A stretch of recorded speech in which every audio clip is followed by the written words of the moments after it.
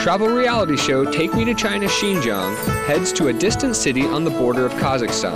There, guests explore an incredible mix of ethnicities.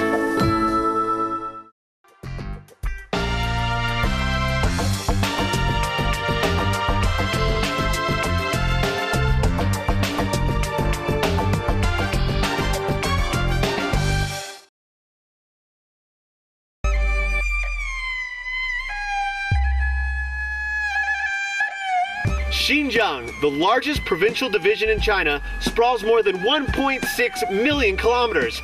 For a traveler, that's a lot of ground to cover. That's why we, the hosts of Take Me to China Xinjiang, got some help. We held a competition seeking 2 English speakers to come to China for the experience of a lifetime. Meanwhile, we held a competition to find 2 Chinese citizens who speak English. They will represent their nation by guiding the foreign guests. 1 Chinese man with a foreign woman, and 1 Chinese woman with a foreign man. Please join us as we travel all over this amazing land.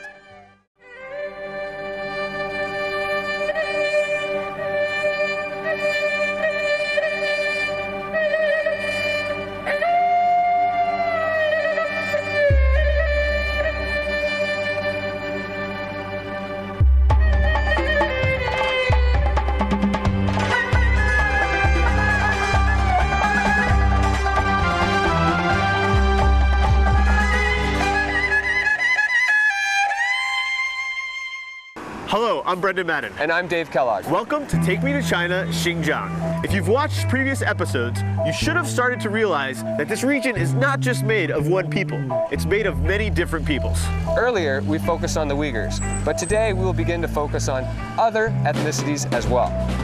Uyghurs, Han Chinese, Mongols, Uzbeks, Tajiks, Kyrgyz, Kazakhs, Russians, Manchus, Shibwa, Tartars. All have crossed and recrossed paths, at times bloodily and at other times peacefully, for centuries. In recent decades, especially with an overall robust and growing economy, peace continues as the norm.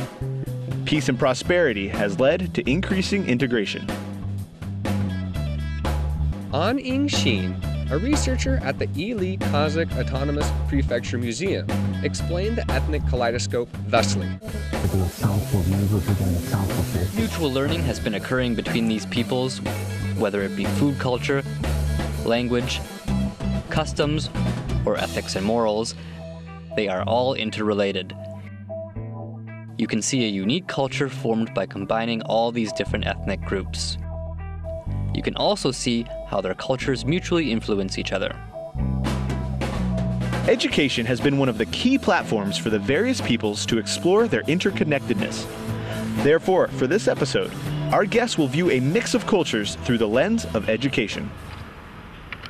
So today, we are going to head off and check out the Tartars, an ethnic group here in Yining, and you guys are going to explore a bunch of ethnicities, but you're not just going to learn, you're going to teach. Let's head out. See you later. Later. Bye. Marcus and Sal were scheduled to teach a class of students from various ethnic backgrounds. They needed supplies to get the job done. What do we need? The color pencil? Or? Yeah, I think we could use some pencils and then, yeah, some paper. Yeah, maybe some poster board. Oh yeah, looks good. Perfect. Yeah. Right. 谢谢. 谢谢. All right, let's do it. Yep.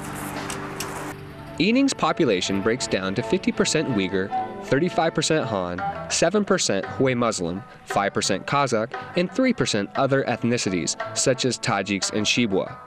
Hundreds of children from this plethora of ethnicities attend the Yining 15th primary school. Marcus and Sal went through last-second preparations before entering a classroom of students that they had never met before. Meanwhile, Liana and June seemed to go an altogether different direction. They visited a Tartar home, but discovered that they would also learn a story about education in Xinjiang. There are upwards of 10 million Tartars in the world today, the largest majority of whom live in Russia near the Volga River. About 5,000 Tartars live in China, 300 of whom continue in Yining. They are one of the smallest ethnic groups given special recognition by the PRC government, yet they have left a lasting legacy. He just from Russia come here. I think belong. 什么时候来的？大家是？就是俄罗斯人。对他们到这边是大概。 Ruslan qaysi 시작하겠네. Before 19th century. In the 19th and early 20th century, Russian Tartars found themselves in the midst of political and social upheaval. Many abandoned their farms and homes to seek better lives in areas of Central Asia. A small number eventually settled in the Ili Valley because it had excellent land for farming, and Russia had privileged trade agreements there. Ilya Galitofu was the first generation of his Tartar family to be born in Ining. His parents happened to be extraordinary people. In those years, Ining was a fundamentally conservative city. The only schools were religious. Women never attended. To fill the void, his mother opened an all-girls school. Education is very important for them. Speaking 5 languages, Galitofu himself ended up having a bright career working in the Russian consulate.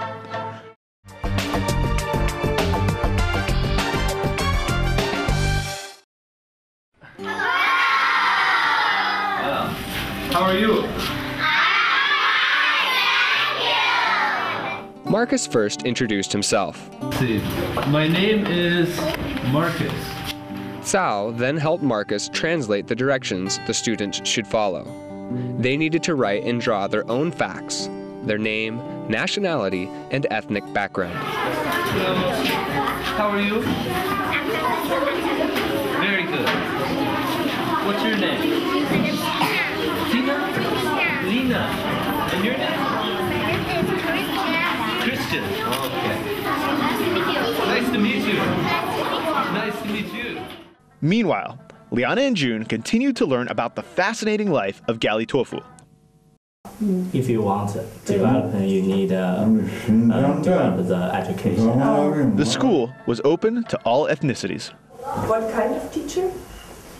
Bu Rus mektep, Muşa'da kirip kalan Ruslar için mahsus açılan mektep, başlangıç mektepleri tercih. 所以就是说刚开始时候都教。 Can you introduce yourself to me? Okay? My English name is Emmy. Emmy. Okay. And from is Xinjiang, China. My name is Emma. Kazakh. My ethnicity is Uyghur. Uyghur. Okay. Tan. My ethnicity is Hui. Hui. Okay. I like sing and dance. After some serious ups and downs, Galitofu has earned himself a happy retirement. He shared traditional Tartar cake and sweets with Liana and June, as well as invited them to explore his home. It's the war, the Tatar war. The Tartars use Cyrillic for their written language. Tatar war now. 现在 It looks to me Russian. The Tartars typically sleep on ground cushions. But your foot cannot to the west. The feet cannot point to the west because the Tartars are Muslim. To the west lies Mecca. Finally, Liana and June enjoyed Galitofu's garden, particularly the dates. Try it. It's so good. Yeah. So sweet. Sure. It's really good. You like it? I wish I could talk to you all day. 我真希望和你们能够交谈一天。 But I think I must go maybe. 但是现在时间很紧张，我该离开了。 Sorry. Before he went, the students had a final demand. They asked Marcus to sign his autograph and then join them to take a picture.